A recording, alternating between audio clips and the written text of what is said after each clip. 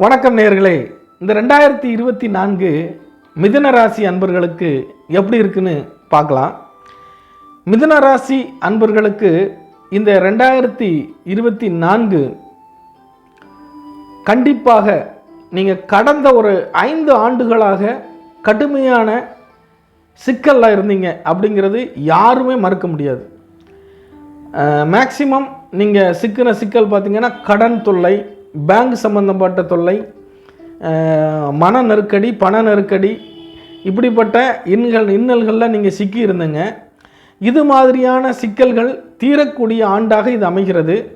இந்த சிக்கல்களெல்லாம் தீர்த்துட்டு தொலைதூர பிரயாணம் மேற்கொள்வீர்கள்.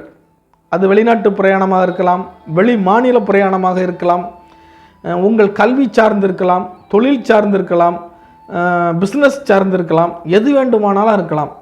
உங்களுடைய வாழ்க்கை தரத்தை மாற்றிக்கொள்வதற்கான ஆண்டு.